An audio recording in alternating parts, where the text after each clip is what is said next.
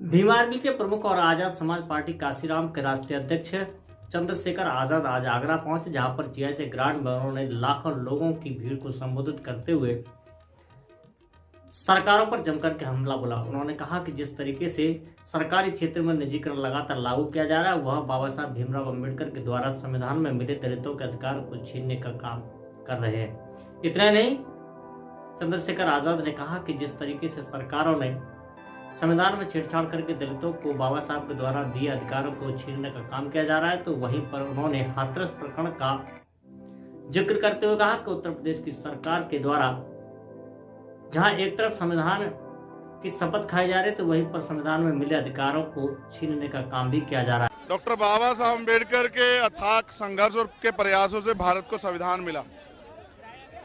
2 साल 11 महीने 18 दिन में जो संविधान तैयार हुआ, उसने सुनिश्चित किया कि देश के हर एक व्यक्ति को स्वाभिमान, सम्मान और समानता का अधिकार मिलेगा। अभी तक भी वो देश में पूर्ण रूप से लागू नहीं हो पाया। अभी भी गैर बराबरी है, आर्थिक आधार पे, सामाजिक आधार पे,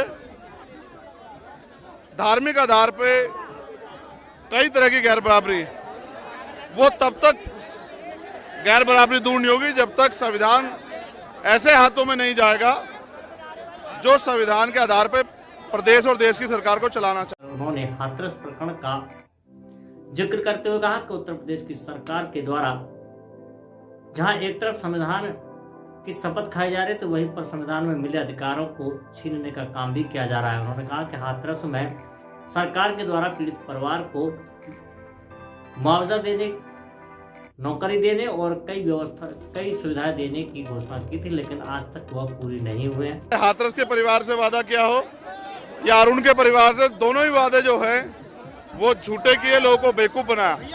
अभी वो दलित सम्मेलन कर रहे हैं। उनको दलित सम्मेलन में ये भी बताना चाहिए कि हमने दलितों की हत्याओं पर झूठे वादे किए उनके परिवारों से और उनको निभाया नहीं। ये भी मुख्यमंत्री जी को बताना चाहिए, चाहे हाथरस के परिवार से किया वादा हो और चाहे अरुण के वाल्मीकि परिवार से किया वादा हो। ये सरकार दलितों को बेवकूफ बना के उनकी वोट को छीनना चाहती है, जो हम नहीं होने देंगे। हम प्रयास करेंगे अगले 3 साल जो अभी 27 तक के हैं, पूरे प्रदेश में घूम घूम के बहुजन समाज के सभी लोगों को जागरूक करके भारतीय जनता पार्टी की सरकार को सत्ता से बेदखल करने में का काम करें। आज तक पूरा नहीं किया गया है, इसको लेकर के वह सरकार पर हमलावर भी दिखाई दिए।